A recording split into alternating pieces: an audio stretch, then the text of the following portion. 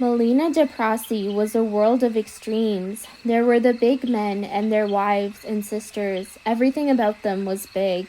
They had big houses that were filled with furniture and ornaments of every kind. They owned big acres of land in which thousands of workers toiled and labored. They had big closets filled with many fine clothes and shoes. They ran big factories in which many workers hurried and huddled. They had big parties that their many servants had to prepare big feasts for. They had big libraries in which towered big shelves full of books, and they had big houses of worship filled with big statues to their gods. Amanini the sun and Omonopati the moon. Amnini the sun and Omnapti the moon were the gods of the small people. Omnapti was the guiding light of the darkness, the love and resilience and hope that got them through their pain and suffering. Amnini was the guiding light of the day, the love and harmony and hope they dreamed would guide them once the world to be became. The small people had small huts they crowded into, made of clay and of straw. They had small meals that didn't give them enough nutrition. They worked themselves to the bones in the mines and factories and mansions and fields and building sites of the big people. They had clothes with worn threads and shoes with worn soles. But they had each other, and from each other they had hope that was vaster than the skies and deeper than the seas. Hope made with love, made with spirits, and other things that can never possibly be tangible and therefore existed beyond size. Ardofresi was a big man. He was a powerful man. He had a fortune which he had spent his whole life amassing. He had certificates and honors from the most prestigious of academies. He had a great booming voice with which he said many things. And he had a great many people who had to listen to that voice. He slept in a bed of the softest silk and velvet, and he ate meals of fine, expensive ingredients. Pirunia was his wife. She had stern, dark eyes and an upward-pointing nose. She wore dresses of fine fabric and jewels with shining stones. She read a great many books and poems. She played a great many fine instruments. She had her servants plant roses in her garden of every color. She helped her husband ensure his workers were giving their blood and breath and bone marrow to their jobs. She and her husband owned a gold mine together. They did not mine the gold. They did not go down into the tunnels and chip and chip and chip away at the rock until their bones and muscles and joints ached. They did not walk through the cloying shadow and suffocating heat. They did not carry crates through unstable tunnels that could collapse at any moment. They did, however, write many papers and give meager coins to the small people who worked the mines. They lived on a swath of land they called Ovalaki Estates. Inama was a spirited girl. She had lost loved ones to the mines she now risked her own life in. She had a big heart and a rebellious spirit. She was headstrong and heart-sure and believed in the prophecies of the world to be. She was exhausted and angry, and she felt as though she were living her whole life while drowning. She was built with the type of hate that was born of love and the type of love that was fueled by hate. And the two mixed in her the same way that water mixed with summer at the edges. And the two mixed in her in the same way that winter mixed with summer at the edges that were spring and fall. Akepo was a kind and caring boy. He was self-sacrificing, and he was quiet. He was quiet because he was listening to the silent whispers and the aching groans and the secret promises of the world as it moved around him. He loved to hear Inama talk, and he loved the way she understood him so well. He loved the unbreakable rebellion in her heart. He loved his people, and he wished that he had the words to express it. He did not expect to live long. He didn't fear death. He welcomed it as peace, as did so many of the small people who knew that they would find no peace in life. But he feared losing Inama. He feared losing his family by blood and his family by bond. He knew he would always be with his family by spirit, his family of every other small person that had ever existed. Inama and Akepo had so many people around them, ties of blood and bond and shared experience and shared humanity. Every small person was an aunt or uncle or titi. They had so much pain around them, pain and loss and grief and degradation. They had to hold on to what they had with all they could, and they had to tell each other that they had each other. They could not get married. A wedding at big cathedrals cost more money than anyone ever had, and they couldn't get water bonded. A water bond needed to be done with the whole community, and the community unequivocally found them too young to make such a decision. But they could, and they did, find secret holes in the twisted maze of the huts they lived in. And so it came to be that one day Inama walked into a hut where her mothers and aunts and uncles and soul siblings were, and announced with trepidation that her cycles had been stopped for 2 months. Her loved ones were supportive, but finding a way to feed a growing young one was no easy task. But they survived, always they survived, collectively. It was right around this time that Perunia also came to expect a child. She got extra portions of the finest, most expensive, and flavorful foods prepared to support her growing appetite. And she got a nursery full of the most beautiful toys and dolls prepared. Ardofressi was feeling proud to have an heir to pass his name and legacy on to. And so it came to be Wednesday, the day of rest and prayer for the big people. Ardofressi and Perunia went to the cathedral, and they sat in rows on the polished benches with the dozens of other worshippers dressed in fine clothes. The priest got up to give the sermon, but suddenly a strange glow overtook him. His eyes went black, and from his mouth came a sound like 1,000 different voices speaking at once. It gave the prophecy, and the prophecy was this: the babe that is born to the ones who help the miners shall play a key role in bringing forth a new era of prosperity and glory. The babe that is born on the land that is known by the name of Ovalaki Estates shall be feared by their enemies and loved by all else. The babe that is first born on the 4th day of the 4th moon under the unfiltered light of the full moon shall bring forth the will of the gods. Perunia and Ardofressi were beyond elated. They bought the softest bedding and the best food. They paid the most esteemed doctors. They subtly bragged to their neighbors and friends. They claimed that they gave the miners their gruel in the mornings and in the nights. They paid for the roofs over their heads and the clothes on their backs. That nobody helped the miners as they did. In the meantime, Inama and Akepo continued doing everything they could to give their fellow miners hope, to let them know that all the suffering would end and the pain would be over. They continued making sure everyone in their community felt like a community, felt seen and heard and understood. The community loved these youths, and they loved their community with the force of 1,000 supernovas. People ensured that Inama got an extra helping of gruel or an extra sip of water. They taught Akepo how to hold a baby and how to fold a nappy.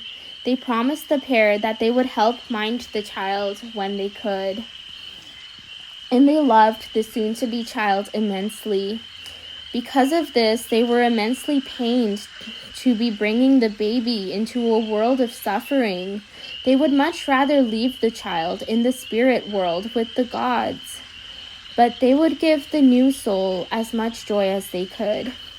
Joy and suffering can coexist and often do, but that doesn't make the suffering lighter, but that doesn't make the joy less bright. In Ovalaki Estates, the big people were clamoring for the approval of the couple of the prophecy. Ardofressi and Perunia were buying all the best of everything for the baby. There was joyous, boisterous music, and there was sweet food and intricate stories and beauty. Empty pots made of heavy metal can feel full. And the picks and hammers and shovels that break rock are hard. Inama still continued to work through her pregnancy. She had no other choice. To not work was to go without pay, was to starve. Not that she wasn't tempted to do just that. She choked on the heavy, hot air of the mine. She strained in the darkness. She kept working through screaming, aching muscles, and she stood and walked for hours on end on swollen feet.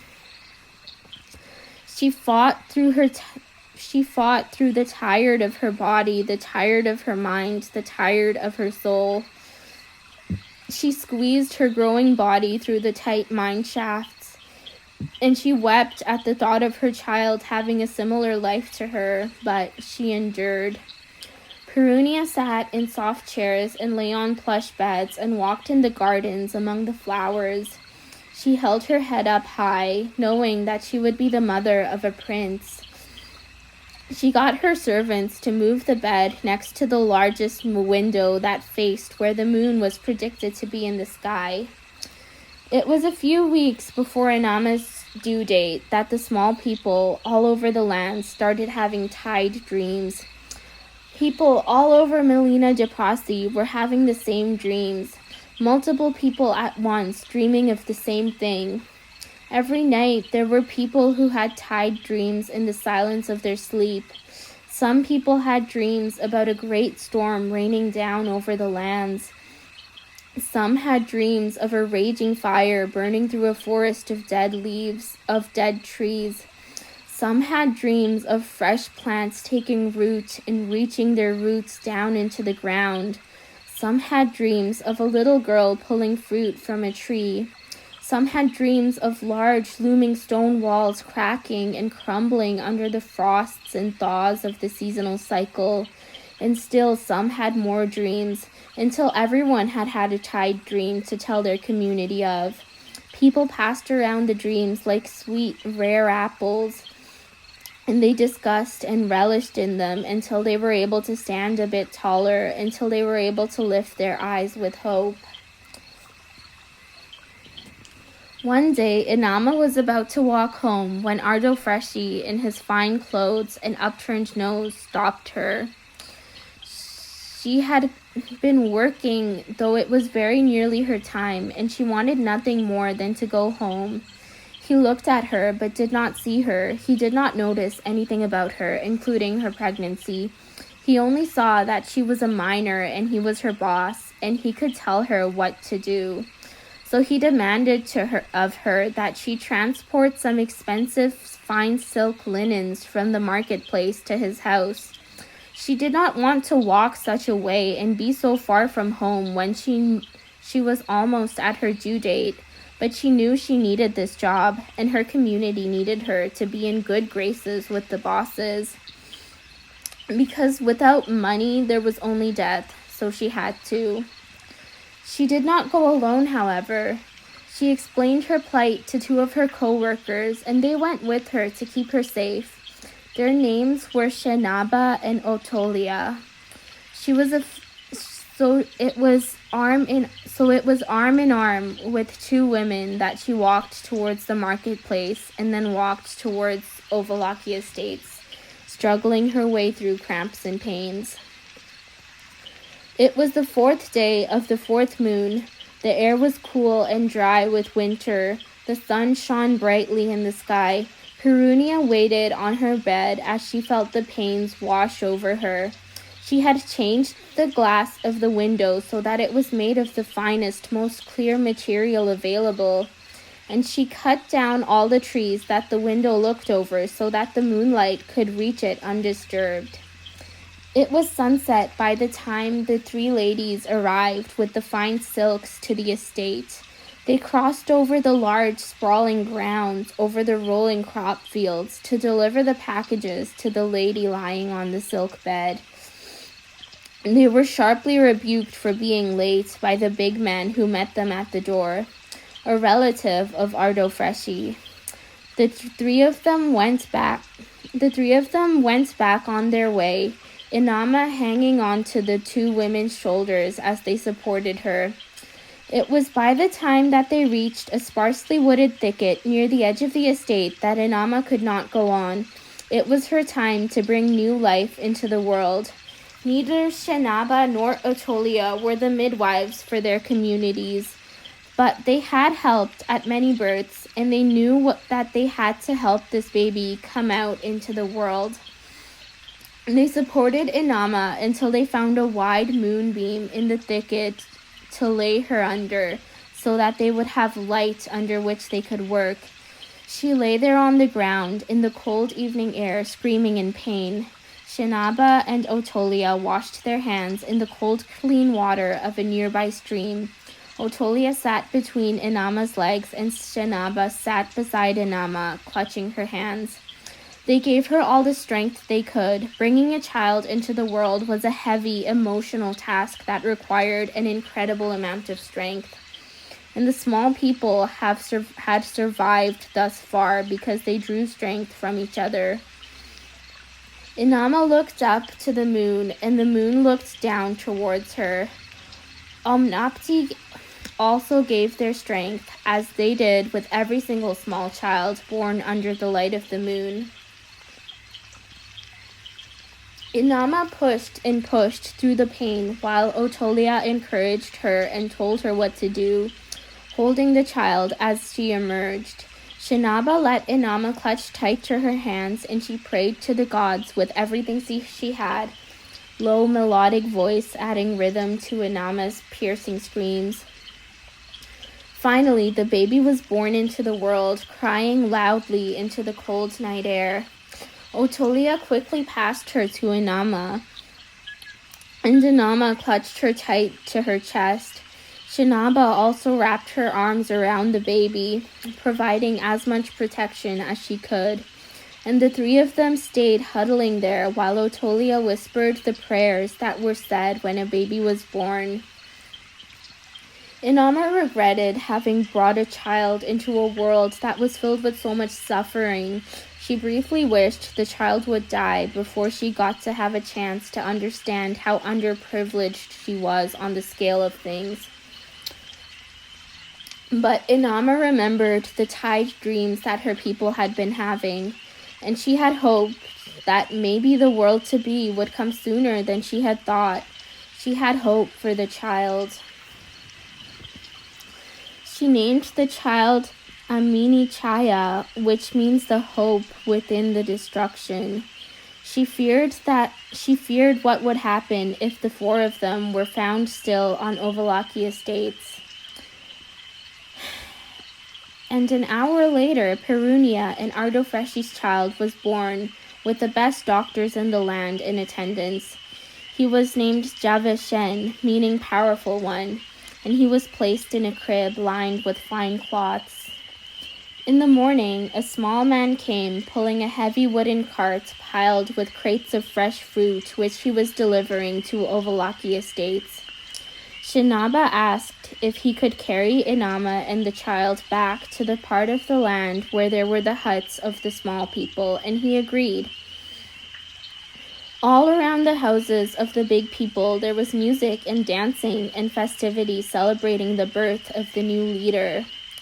A mother sat on the hard wooden floor of a cart being pulled along a bumpy road.